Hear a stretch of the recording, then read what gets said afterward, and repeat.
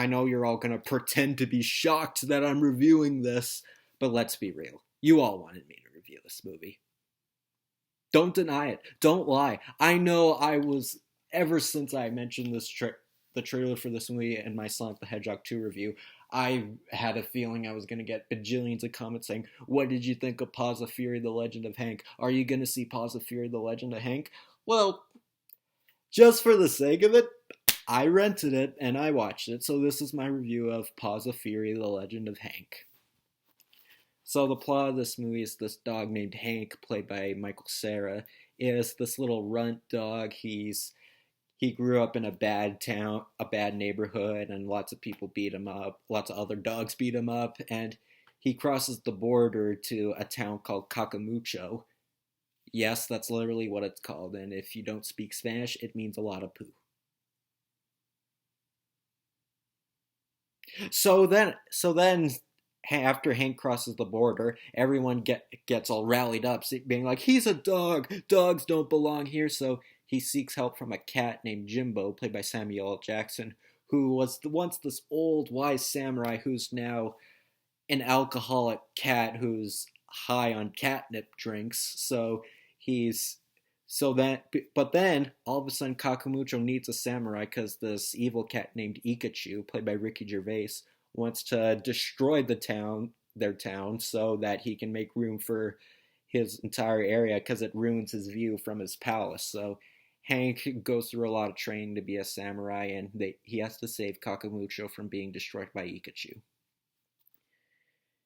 This was a movie I had really 50-50 thoughts on. Like, I didn't think the movie looked awful from the trailers. I just thought it looked like a run-of-the-mill kids movie. And, like, some scenes looked kind of piqued my interest, but other parts was like, I want to skip this. But now that I've seen the movie, it was decent. Not amazing. It was just fine. I was kind of entertained, so which is more than I thought I would say about it. So there's that. For a movie that was, as I mentioned in my review for Sonic the Hedgehog 2, this movie was in development for many years, called Blaze, and it was originally going to be called Blazing Samurai. And funny enough, in the beginning of the movie, there's literally a song called Blazing Samurai. It definitely shows that the title was a last minute change. And, I feel like it could have been a lot worse, honestly. Like, for a movie that was independently made, they did a lot with what they could do with it. Because just because an animated movie's independent, that doesn't automatically mean it's bad. Remember that. It's the actual writing and content that matters. Not everything has to be Pixar quality. It's just something has to be, watchable. And yeah, I wasn't bored. I wasn't suffering. It was something, and the animation is actually quite good. Like, for a movie that this only cost $45 million, but for the budget it had, it looked really good actually. Like, the colors were great, the textures on the cats and the dogs and everything, and it looked all great. And the whole Asian aesthetic, like, you see like some cherry blossom trees and some like bamboo forests, like some of the settings actually look really good. And even, like, as I mentioned in the trailers, when those when the samurai army comes and like all the Kakamucho cats were running in the fields, like shots like that look great. And it does help with a lot of the visual gags, because, like, that's the thing I was worried about this movie. I was worried it was going to be another kids movie with a bunch of stupid poo and fart butt jokes, but thankfully there's very few. There still is jokes like that, don't get me wrong, but there's a few fart jokes here and there, and there's like a butt joke here and there, but for the most part, most of it's breaking the fourth wall jokes, honestly. Like, a lot, and lots of slapstick humor. Like, there's a lot of physical comedy with, all the combat or Hank training, because he's not very good, obviously. And yeah, and it does help that the movie at least is animated well. So, like I said, the movie taking years of production did really pay off. So, I'm glad it finally saw the light of day, and it could look as best as it could, and it really helped. Yeah, and that said, yeah, the toilet humor. There's a few jokes like this is what happens in the climax. Like the climax, they fight on. Well, it's not really the climax. There's a part like Hank and Ikachu. They fight over this giant green emerald toilet bowl, and it's called the Super Bowl. I'm not kidding. That's a joke. It's pretty stupid, but some of the jokes are kind of good. Lots of visual jokes. Like there's this one joke where like Hank is riding a horse and like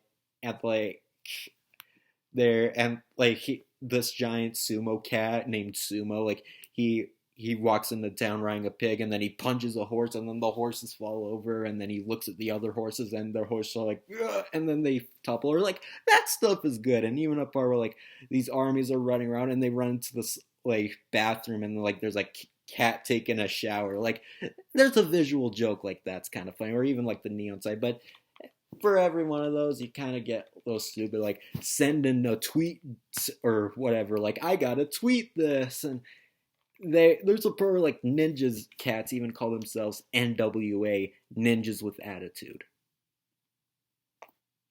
Ninjas with attitude, get it? Yeah, yeah. You have to sit through a few of stupid jokes if you want to get to the actual good stuff. And for those of you who don't, I don't think I ever mentioned this honestly because I knew about this ever since this movie was announced. This is a kind of remake of Blazing Saddles. Yeah, honestly, this is a Blazing Saddles remake. I swear I'm not kidding. And I've never seen Blazing Saddles. I've seen a few parts of it, but never the whole thing. But I guess I can see the inspiration for it because they they do apparently. Remember when I said that the beans joke in the trailer was stupid? Apparently, that was actually a scene in Blazing Saddles. Well, if you're taking inspiration from a movie with a fart joke, you might as well include the fart joke. And there like yeah, there is a lot of breaking the fourth wall jokes I said because I guess that's kind of what Mel Brooks was known for, and Mel Brooks is in the movie by the way, and he kind of has a small part, but when he's there, he's fine. Even like the performances are fine. Like Michael Cera, I think he was probably a good enough choice for Hank because Michael Cera kind of fits the timid outcast characters who's not really the heroic types. And Samuel L. Jackson was actually quite funny as Jimbo. He's literally an alcoholic cat because he liquefies catnip and uses it as a drink. That's actually pretty funny. And the rest of the cast, the characters, they're just there. Like Michelle Yeoh, she really served no purpose. She was kind of there. Gabriel Iglesias was there for just some physical comedy, and he's hardly does anything. Yeah, most of the characters are kind of wasted, but the main characters that you got, like they're fine enough. Like I think it's a decent film. I don't think it's amazing or anything. Like this definitely won't make my top 10 of the year, but honestly, I'm honestly glad it didn't suck. I guess that's what I could say about it cuz you know what? This movie was in development for so long. As I said, I never thought it would come out, and now that it has, I think definitely the most interesting part of this movie was that I was able to see the finished product, given I never thought this movie would see the light of day, let alone a theatrical release. So, it's an okay movie. I honestly can't believe I'm saying that, but it actually was pretty decent.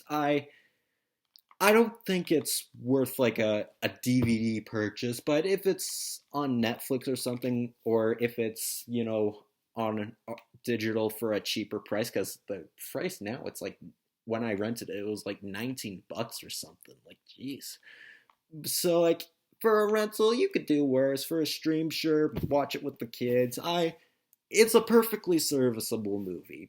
It won't win everyone over, but for a movie I was really worried was probably gonna suck, it didn't suck. So I can say I had a fun enough time. It's definitely wasn't as funny as Rise of Gru. It wasn't Lightyear. It wasn't Turning Red. It was a movie that exists. It was fine enough. And like if it's on TV or something and nothing else is on, I guess I could see worse. So yeah, I can't believe this review was a lot more positive than I expected it to be.